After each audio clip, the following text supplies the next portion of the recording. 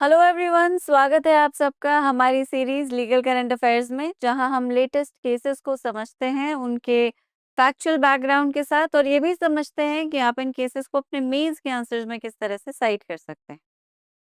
तो आज का पहला केस है सुनील भाई Ratanlal Maithil versus state of Gujarat.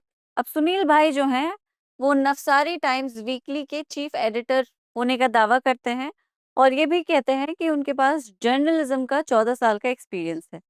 अब इन्होंने एक पीआईएल इंस्टीट्यूट की गुजरात हाई कोर्ट में, और इनका कहना था कि अथॉरिटीज ने गलत तरीके से लैंड को यूज करने की परमिशन दे दी है। ठीक है। इनके क्लेम के हिसाब से 1992 और 3 में एक एग्रीकल्चरल लैंड को नॉन एग्रीकल्चरल लैंड में कन्वर्ट किया गया। 1994 में किसी ने उस लैंड को रजिस्टर्ड सेल डीड से खरीद लिया।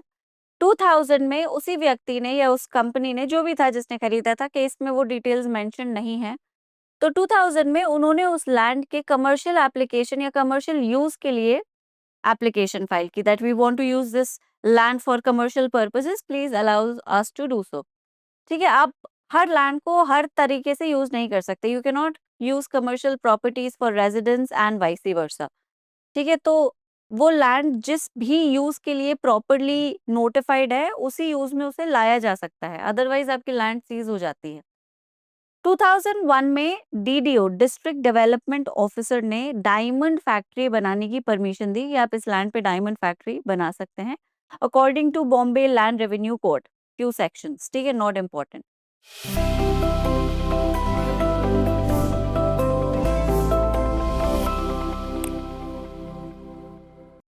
अब 2000 के आसपास एक company messrs Mahendra brothers export private limited उस ओरिजिनल बायर के साथ मर्ज करती है। ठीक है।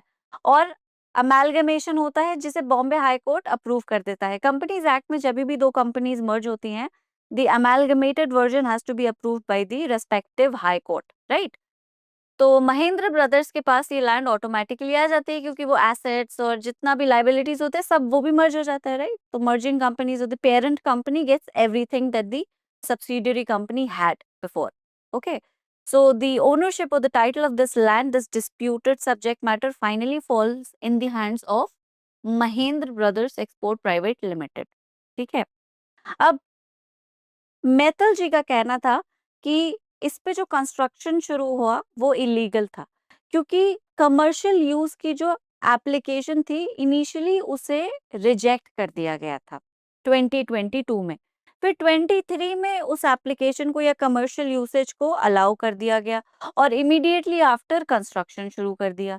इन्होंने प्रिंसिपल सेक्रेटरी वगैरह को, development authority, Navsari urban development authority को कंप्लेन भी लिखी, but to of no avail, nobody responded. Finally, he did what we are reading, he instituted a PIL. अब देखो PIL जो है वो मुझे आपको समझाने की जरूरत तो है नहीं, है ना। PIL, Public Interest Litigation, is a very powerful tool which is an exception to the rule of locus standi, and it provides justice to those who cannot seek it themselves. वो down trodden exploited class of people जो खुद के न्याय के लिए नहीं लड़ सकते, खुद के अधिकारों के लिए आवाज नहीं उठा सकते, उनको रिप्रेजेंट करता हुआ एक भला नागरिक, एक विजिलेंटे उनके लिए लड़ सकता है। और जिस टूल को वो इस्तेमाल करता है वो है पब्लिक इंटरेस्ट लिटिगेशन, ये आपको पता ही है।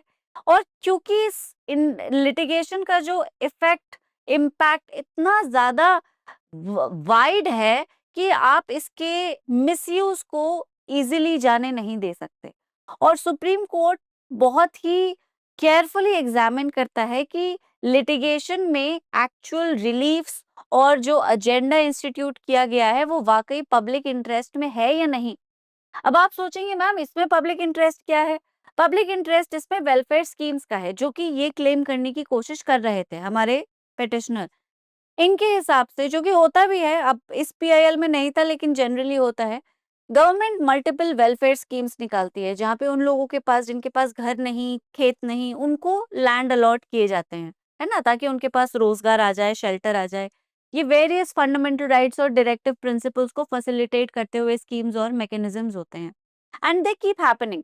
लेकिन उनके अलॉटमेंट को तो ब्यूरोक्रेसी को ही देखना पड़ता है, और यहाँ पे कई बार ब्यूरोक्रेसी जो है वो काम ठीक से नहीं करती।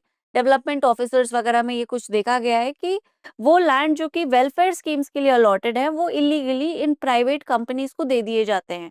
एंड ऑफ कोर्स फेवर्स वगैरह एक्सचेंज होते होंगे, लेकिन the lands which were specifically kept for people who really needed them are grabbed by these influential powerful companies।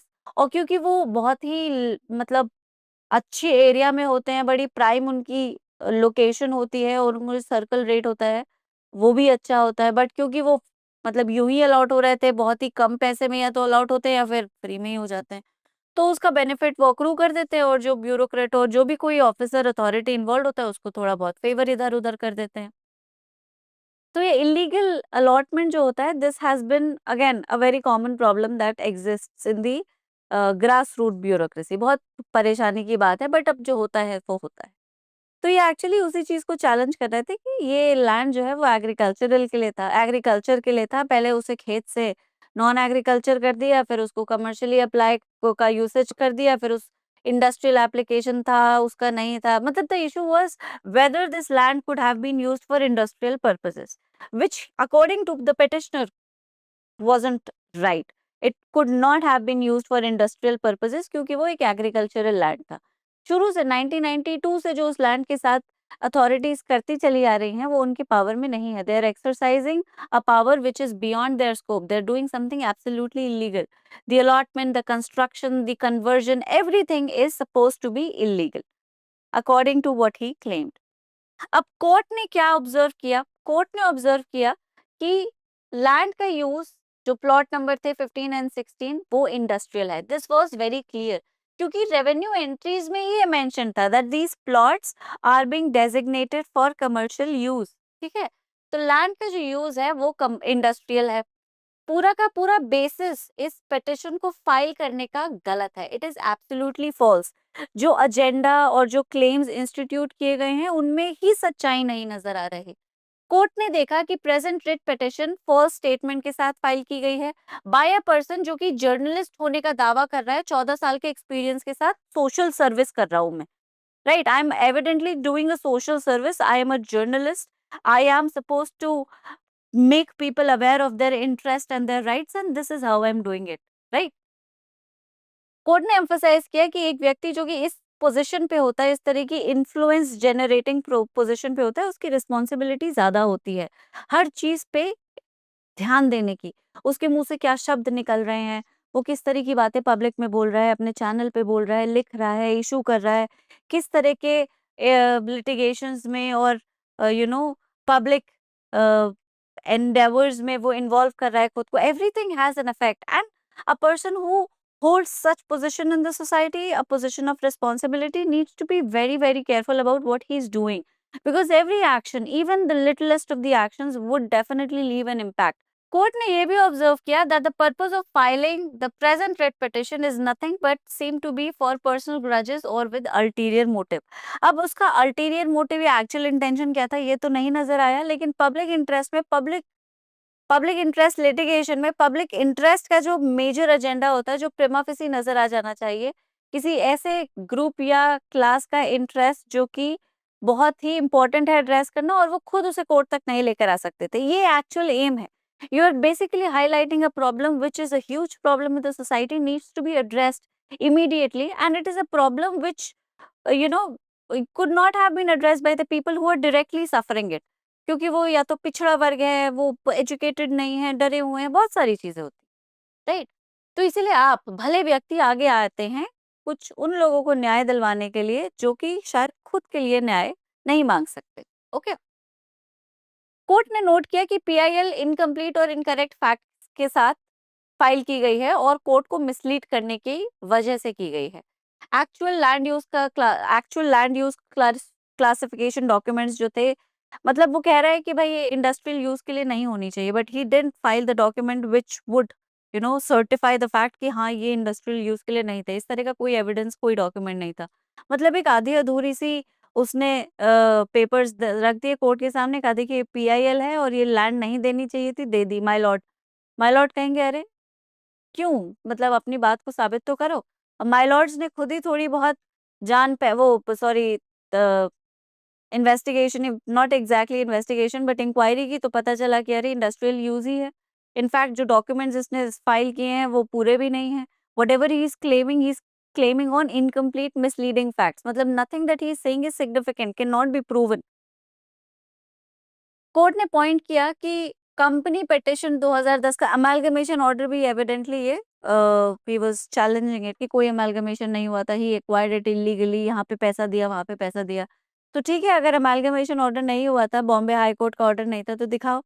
Right, so he did not have anything, the amalgamation order that he was challenging was illegal, was also not present, the facts, the claims that he was basing his entire petition on were also not very convincing and did not have any documents to support the same. इसीलिए एक वेग assertion के base पे इस PIL को reject कर दिया गया कि जितने भी असर्शंस है वो वेग हैं, डॉक्यूमेंटेशन इनसफिशिएंट है, कोई भी क्लेम सपोर्टेड नहीं है, कोई भी डॉक्यूमेंट पूरा नहीं है, और इसलिए हम पीआईएल को रिजेक्ट करते हैं और 1 लाख का कॉस्ट लगाया गया। ठीक है, अब देखो पीआईएल का जो रिजेक्शन है या पीआईएल का जो डिसमिसल है वो सोसाइटल इंटरेस्ट में नहीं होता। प्रॉब्लम क्या है कि कुछ लोग पीआईएल जैसे टूल को मिसयूज करके पब्लिसिटी गैदर करना चाहते हैं या अपना पर्सनल वेंजेंस सीख करना चाहते हैं, क्योंकि इतनी बड़ी लिटिगेशन से, क्योंकि बहुत बड़ा इंटरेस्ट इन्वॉल्व होता है इसमें जनरल पब्लिक का। राइट, तो अगर ये किसी भी और मोटिव या एजेंडा के साथ इंस्टीट्यूट की गई है तो ये वेक्सेशियस है, फॉल्स है, फ्रॉडुलेंट है और कोर्ट इसे अलाउ नहीं करता। और क्योंकि इस तरह की लिटिगेशंस का फॉल्स होना, फ्रॉडुलेंट होना समाज के हित में नहीं, इसलिए इन्हें बहुत सीरियसली लिया जाता है। कॉस्ट्स लगा दी जाती हैं, पेनल्टी लगा दी जाती है, कई बार तो सस्पेंशन भी हो जाता है लाइसेंस का, कंटेम्प्ट तक हो जाता है। राइट, तो they are not taken that lightly.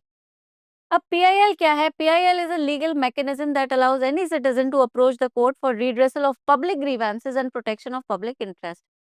PIL judiciary को इनेबल करती है कि फंडामेंटल राइट्स को प्रोटेक्ट और एनफोर्स किया जा सके उन लोगों के लिए जो कि डायरेक्टली कोर्ट को अप्रोच नहीं कर पाते हैं किसी भी डिसेबिलिटी की वजह से। इग्नोरेंस हो सकता है, पॉवर्टी हो सकता है, कोई सोशल डिसेबिलिटी हो सकती है। अब इस कंसेप्ट को इंट्रोड्यूस करने वाले जस्टिस पीएन भगवती थे, who is also known as the father of PIL. Now this is something that you need to remember for your prelims purposes. 1980s में उन्होंने पीआईएल को इंट्रोड्यूस किया था जिससे कि जस्टिस कॉमन मैन के लिए एक्सेसिबल हो जाए और लीगल सिस्टम जो है वो सोशल जस्टिस के प्रिंसिपल्स पे अडियर कर सके।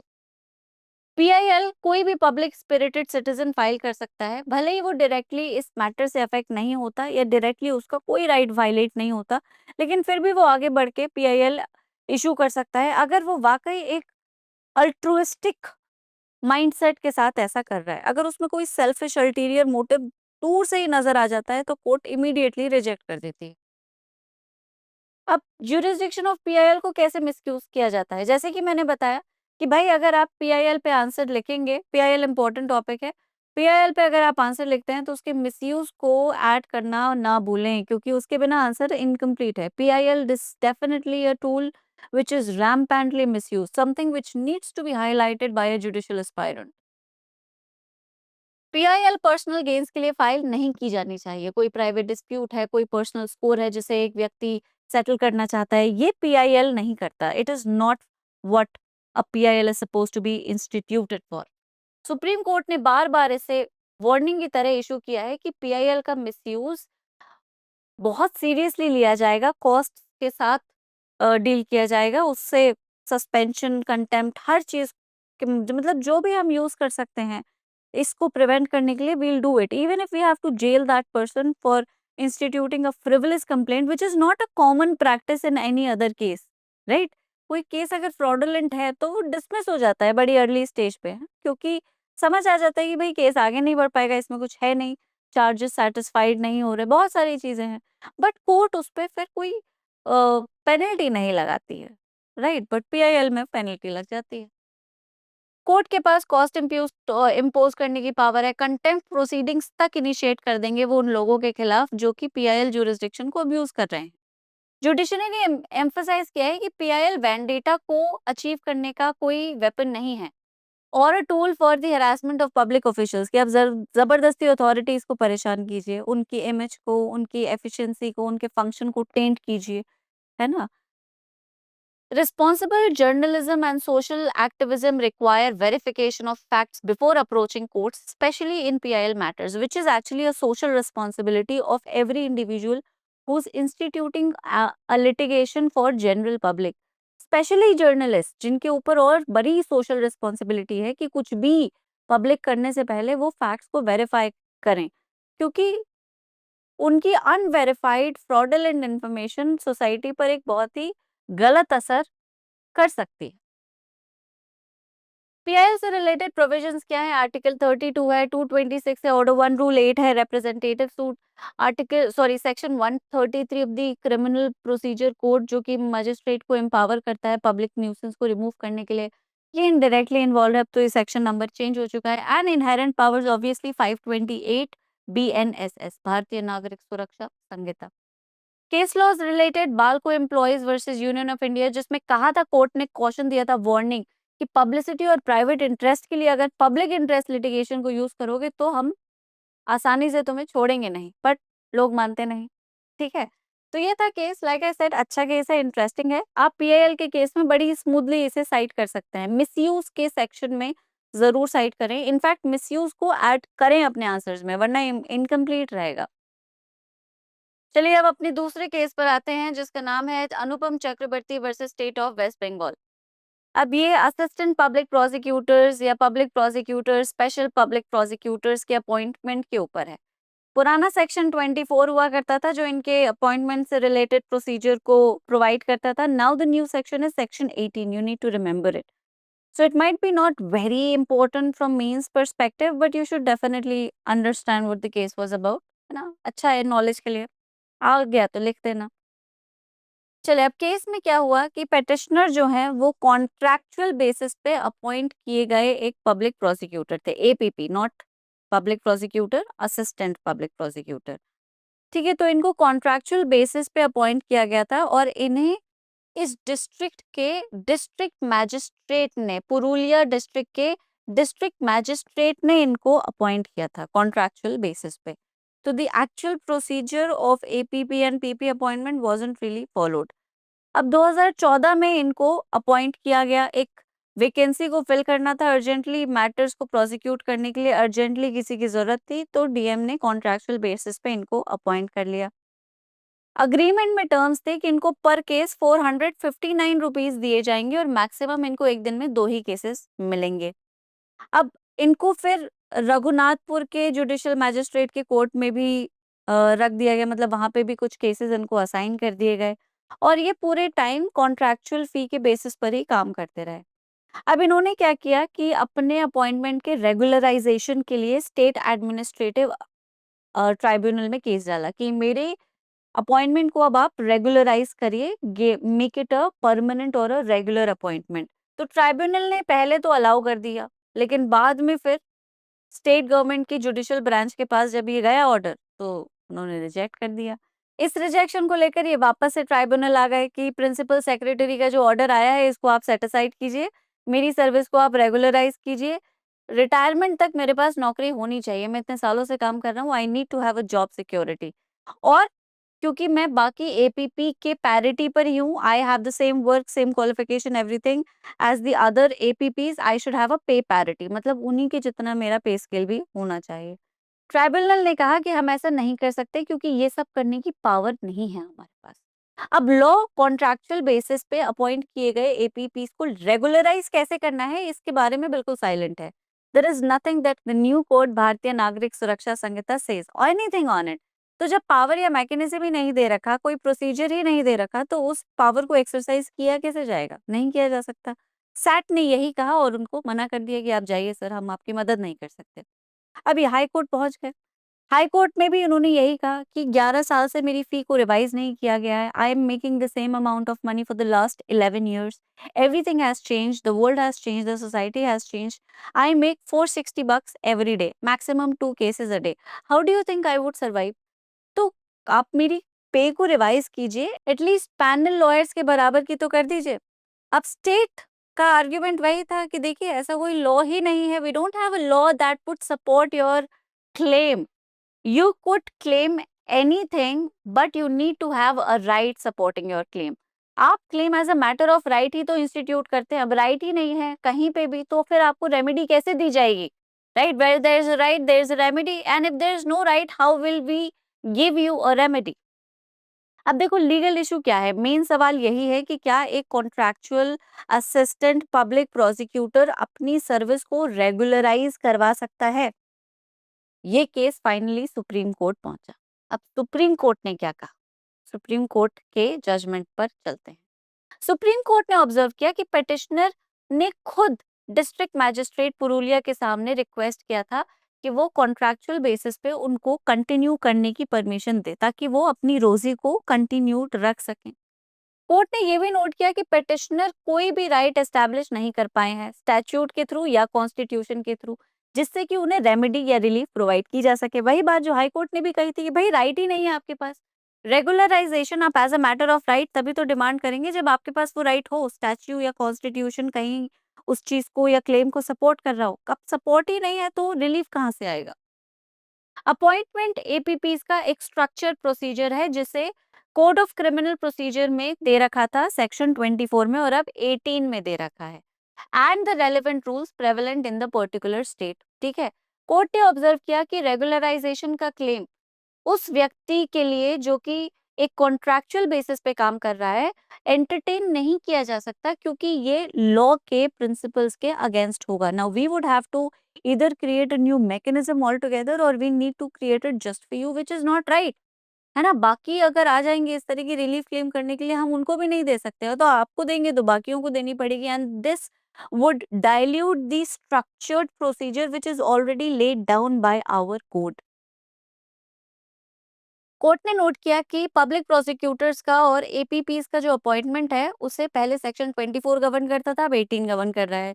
दोनों ही प्रोविजन में ये दे रखा है कि these appointments need to be made by state government in consultation with the district magistrate and the sessions जज and only from among those who have practised as advocates for at least 7 years। ठीक है, वैसे तो competitive exam होता है एपीपीज का, लेकिन कई बार सिचुएशन ऐसी होती है कि पब्लिक प्रोसिक्यूशन के लिए लोगों की जरूरत पड़ जाती है तो उसमें डिस्ट्रिक्ट मैजिस्ट्रेट जो है वो लिस्ट बनाता है क्वालिफाइड लॉयर्स की, and that list is created with the help of the sessions जज, ताकि आप फंक्शनल कैपेबिलिटी, एफिशिएंसी और बाकी सारी विवाद को दूर रख सकें कि हाँ आपने अच्छे लॉयर्स को चुना है। एक पैनल बना दिया जाता है, उसी पैनल में से गवर्नमेंट अपॉइंट कर सकती है, राइट?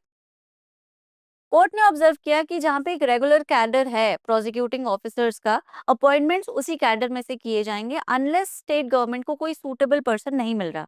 अब इस सिचुएशन में अगर सूटेबल पर्सन नहीं मिलता तब डीएम को अप्रोच किया जाता है जो कि पैनल देता है कि भाई this is the list, this is the panel of lawyers that I am recommending in consultation with the sessions जज, आप इसमें से चूज कर लीजिए। But that is only when government के पास अपना खुद का कैडर नहीं है, वो कैडर जो कि वो एक कंपेटिटिव एग्जाम के थ्रू मेरिट बेसिस पे सेलेक्ट करते हैं, क्रिएट करते हैं। ट्राइब्यूनल ने ऑब्जर्व किया था कि petitioner was engaged only on a contractual basis and not through any regular appointments. ये भी ऑब्जर्व किया गया कि पेटिशनर ने कंटिन्यूड एंगेजमेंट मांगा। हाई कोर्ट ने ऑब्जर्व किया कि कोई लॉ ही नहीं है जिससे पेटिशनर को रिलीफ दी जा सके, रेगुलराइजेशन उनकी सर्विस का किया जा सके। लेकिन फिर भी पेटिशनर के ग्रीवेंस को नोट करते हुए एक इनएडिक्वेट फी के रिगार्डिंग हम उनको ये लिबर्टी दे रहे हैं कि वो स्टेट को अप्रोच कर सकते हैं और अपनी फी रिवाइज करवा सकते हैं। कॉन्ट्रैक्चुअल बेसिस पे उनको ये अलाउ किया जा सकता है। Apart from this, continued practice, permanent practice, job security something that we can not give him, और उनकी पिटिशन डिसमिस। ठीक है, अब पीपीज होते कौन है? पब्लिक प्रोसिक्यूटर्स वो लीगल ऑफिसर्स हैं जिन्हें सेंट्रल और स्टेट गवर्नमेंट अपॉइंट करती है प्रोसिक्यूशंस, अपील और बाकी लीगल प्रोसीडिंग्स को कंडक्ट करने के लिए गवर्नमेंट के बिहाफ पर सॉरी, तो गवर्नमेंट अपने बिहाफ पर जिन वकीलों से केस लड़वाती है वो यही है। ठीक है, and on behalf of the government in courts as specified in section 18 clause 1। अब वे अपॉइंट किए जाते हैं in consultation with the relevant high court and must have at least 7 years of practice as an advocate to be eligible for the position under 18 clause 7। For every high court, the government appoints a public prosecutor, may also appoint additional public prosecutors to handle cases at that level। For every district, the state government appoints a public prosecutor and may appoint additional public prosecutors for district level prosecution. Appointment process में DM भी है, जो कि एक panel prepare करता है suitable candidates का इन consultation with sessions जज, और स्टेट गवर्नमेंट उसी पैनल में से अपॉइंट कर सकती है। लेकिन अगर स्टेट के पास रेगुलर कैडर है प्रोसिक्यूटिंग ऑफिसर का, तो अपॉइंटमेंट उसी में से होगा। अपॉइंटमेंट का मतलब कौन सा केस असाइन किया जाएगा एटसेट्रा। स्पेशल प्रोसिक्यूटर्स को अपॉइंट किया जा सकता है स्पेसिफिक केसेस के लिए, क्लास केसेस के लिए, जिस उनके पास 10 इयर्स का मिनिमम प्रैक्टिस होना चाहिए। ठीक है, law also allows victim to engage their own advocates to assist the prosecution in such cases. Public prosecutors government के लीगल रिप्रेजेंटेटिव्स हैं क्रिमिनल प्रोसीडिंग्स में, इंश्योरिंग कि प्रोसिक्यूशन इफेक्टिवली कंडक्ट हो लॉ के अकॉर्डिंग।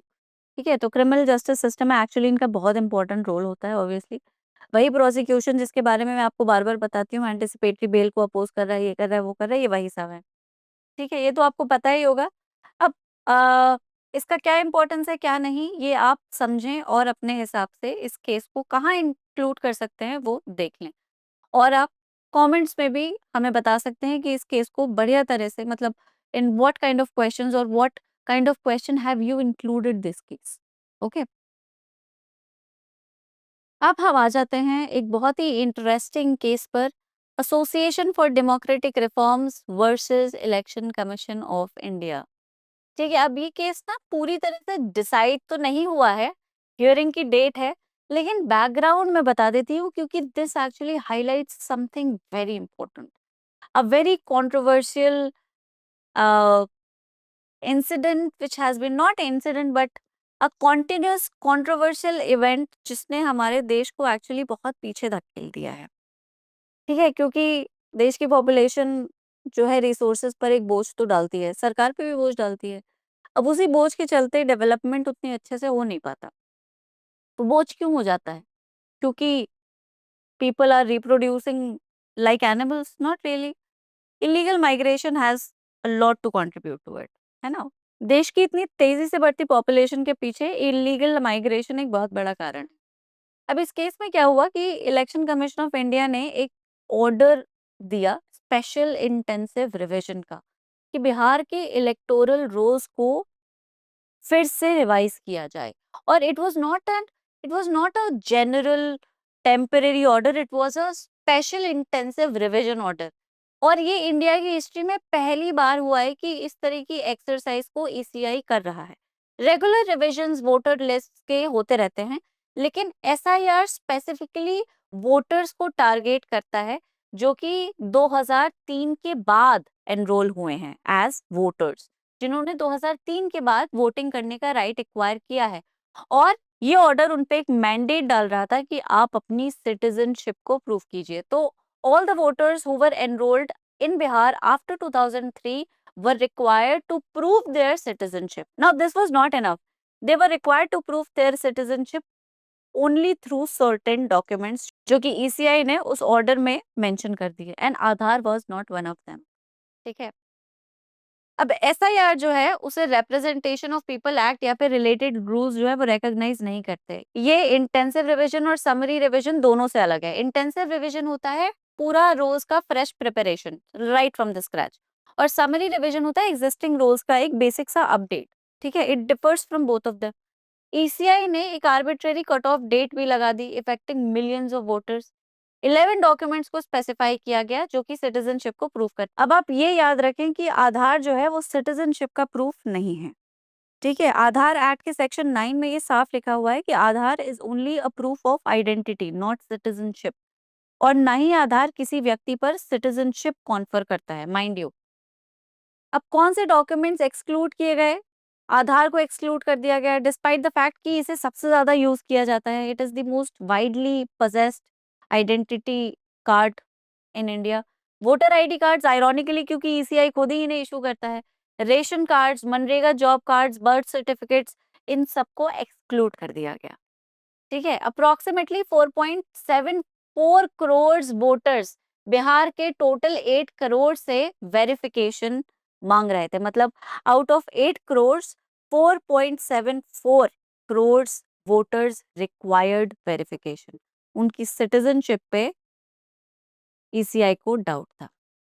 अब तुम सोच रहे हो ये कितना बड़ा चंक है, कितना बड़ा चंक है ये। रिसोर्स पे कितना, रिसोर्सेज पे, गवर्नेंस पे, डेवलपमेंट पे कितना बड़ा बर्डन आता होगा जिसे हम एक्नॉलेज नहीं करते। और इस पे ना कई स्टडीज वगैरह भी की गई हैं जहाँ पे कुछ इलीगल माइग्रेशन को जानबूझ के अलाउ कर दिया जाता है ताकि वोट बैंक बढ़ जाए, है ना? तो उनको आधार दे दिए जाते हैं और ये बहुत चुपचाप रहते हैं और कंस्ट्रक्शन साइट्स वगैरह पे काम करते हैं। They do not have proper citizenship documents, right? And they just they hide in the crowd and they keep working, but it doesn't negate the fact that it exerts a lot of pressure on our country. अब ये exercise जो है, it is very, it disproportionately affecting marginalised communities, जिसमें specially Muslims, Dalits और poor migrant workers आ रहे हैं। बहुत सारे डॉक्यूमेंट्स जिनको रिक्वायर किया गया है वो पजेस करने वाली पॉपुलेशन अपने आप पे बहुत कम है। मतलब बिहार के सिर्फ 2.5% लोगों के पास पासपोर्ट है और पासपोर्ट को उसमें रखा गया। वे पासपोर्ट, और भी मैं बताऊंगी कि क्या क्या मांगा गया, तो passport was one of them. अब ये जो डेमोक्रेटिक रिफॉर्म्स, जो पेटिशनर है हमारे, उनका कहना था कि भाई article 14, 19, 21, 325 and 326 which is adult franchise, voting से रिलेटेड कॉन्स्टिट्यूशनल आर्टिकल्स हैं ये, right to vote and universal adult franchise को प्रोवाइड करते हैं, ये सब वायलेट हो रहे हैं।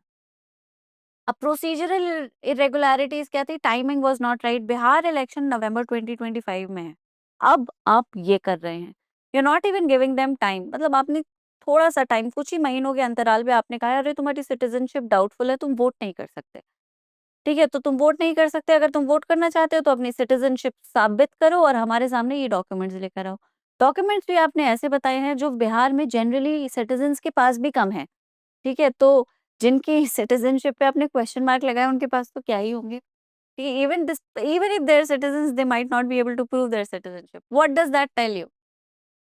ठीक है, बर्डन ऑफ प्रूफ, ये रिस्पॉन्सिबिलिटी स्टेट के ऊपर आ जाती है। मतलब स्टेट से सिटीजन्स के ऊपर आ जाती है कि वो अपनी वोटिंग एलिजिबिलिटी को प्रूव करें। टाइमलाइन भी इनएडिक्वेट है, वोटर्स को सफिशिएंट टाइम नहीं दिया गया है कि वो रिक्वायर्ड डॉक्यूमेंट्स को अरेंज कर सकें।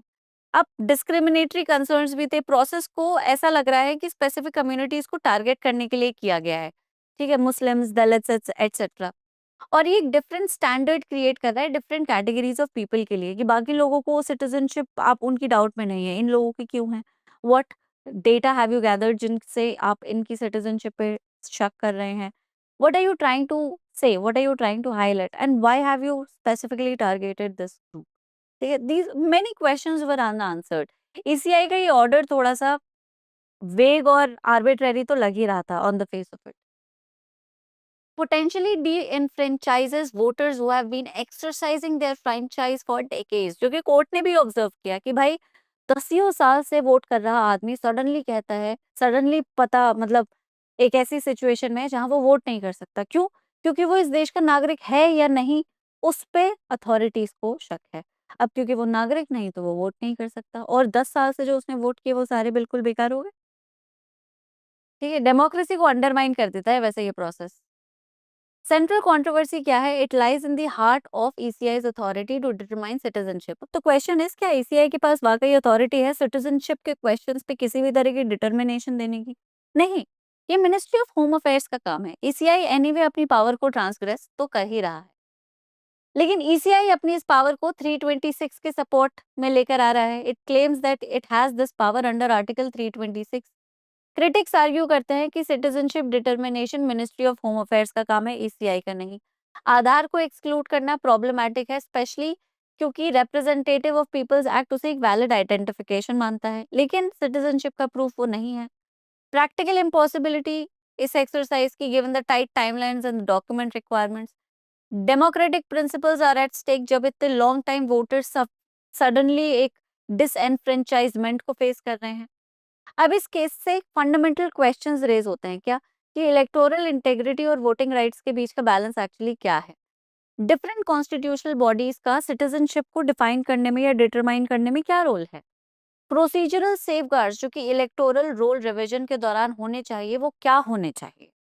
टाइमिंग और मैनर क्या होना चाहिए इन एक्सरसाइजेस का जो कि इलेक्शन से पहले की जाती हैं, ईसीआई कंडक्ट करवाता है?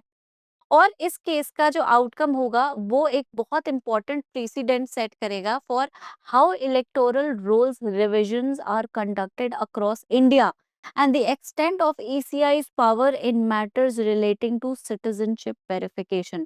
अब ये मैटर देखो पेंडिंग है सुप्रीम कोर्ट के सामने और इसकी नेक्स्ट हियरिंग जुलाई 28 को है। कोर्ट ने प्रिमा फेसी तो अ, यही कहा है कि पिटिशन ने बहुत इंपॉर्टेंट क्वेश्चन रेज किया है जो कि डेमोक्रेसी की वेरी रूट पे जाता है। How should a democracy function, how should a person vote, who should vote, इन सारे क्वेश्चंस को रेज तो करता है ये ऑर्डर, ठीक है, right to vote which is a very very important right in democracy. But bench ने कुछ क्रिटिकल इश्यूज को भी हाईलाइट किया है। फर्स्ट, इलेक्शन कमीशन की पावर इस एक्सरसाइज को अंडरटेक करने की, वो प्रोसीजर और मैनर जिससे इस एक्सरसाइज को अंडरटेक किया गया, timelines given for preparation of draft electoral roll, seeking objections, making the final electoral roll. मतलब ये एक्सरसाइज इन्होंने जो कंडक्ट कर ली है उसको ये टाइमली खुद ही कंप्लीट कर पाएंगे? लेट्स से कि लोगों ने फाइल करना शुरू भी कर दिया, would you be able to give a final verdict before the elections? So, the burden is not just on the citizens, the burden is also upon the commission. We are not talking about the handful of people, we are talking about crores of people. 4 crore आदमी कम नहीं होता, 4-4.5 करोड़ से भी close to 5 crore. Justice Dhulia ने observe किया कि citizenship एक ऐसा इशू है जिसे पहले तो ईसीआई के को डिटरमाइन करना ही नहीं चाहिए, तो ईसीआई की authority on the face of it question तो हो ही जाती है। कोर्ट ने सीरियस डाउट्स को एक्सप्रेस किया है। We have a serious doubt whether this timeline is realistic, it is a question of practicality definitely. तो अभी तो देखो, अगर मैं तुम्हें सच बताऊं तो कोई जजमेंट नहीं आया है, but the fact that it raises very very complex and controversial issues is something which is worth waiting for, right? And you should follow this judgment, क्या हो सकता है।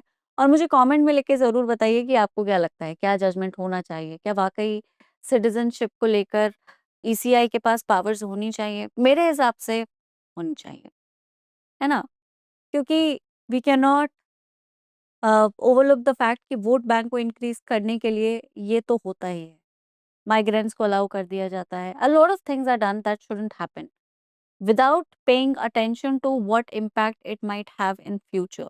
Existing population, existing resources, functionality, governance, everything, education, healthcare, सब पे कितना बड़ा burden, pressure बढ़ जाता है। बस क्योंकि आपको वोट इकट्ठे करने हैं तो आप इलीगल माइग्रेशन को रैम्पेंटली बढ़ने देते हैं। Instead of exercising or taking strict measures against it, you blatantly allow it. Why? Because you want more and more people to vote for you, right? And at what cost, really? So this case is very, very important, and I'm awaiting the judgment. Let's see what happens. अब definition क्या है citizen की under the constitution? Article 5 के हिसाब से every person who has his domicile in the territory and was born in the territory of India, or either of whose parents were born in the territory of India, who has been ordinarily resident in the territory for not less than 5 years immediately preceding to the commencement of the constitution shall be a citizen. Citizenship बहुत सारे basis पे हो सकती है, ये acquire की जा सकती है, birth, descent, naturalization, registration, right? Article 6 provide करता है कि वो व्यक्ति who has migrated to the territory of India from the territory now included in Pakistan shall be deemed the citizen of India at the commencement of the constitution if he or either of his parents or any of his grandparents were born in India as defined in Government of India Act 1935. अब 5 से 11 तक citizenship से related articles और various provisions दे रखे हैं और उनको constantly amend भी किया गया है। Birth, naturalisation, registration, specially birth, मतलब सबके रूल्स अलग अलग थे, फिर ये रूल्स चेंज होते गए, 2004 में चेंज हो गए, फिर 2019 का सिटीजनशिप अमेंडमेंट एक्ट आ गया। So the rules keep changing. Citizenship पर से is not important, but when it is connected with other aspects of what is happening in the country like this one, then it immediately becomes important, है ना। तो citizenship के बारे में आपको पता होना चाहिए, बहुत एक्सेसिव डिटेल में नहीं तो कम से कम इतना कि आप मेंस का एक अच्छा डिसेंट आंसर लिख सकें। उसमें रिसेंट कुछ केस लॉज को ऐड कीजिए, जैसे ये है, जजमेंट आ ही जाएगा कुछ दिनों में और आपका आंसर पूरा हो जाएगा, ठीक है। तो आज के लिए इतना ही, फिर अगले एपिसोड में मिलते हैं इसी तरह के कुछ केसेस के साथ, और तब तक आप सब अपना ख्याल रखें। Thank you so much. Bye bye.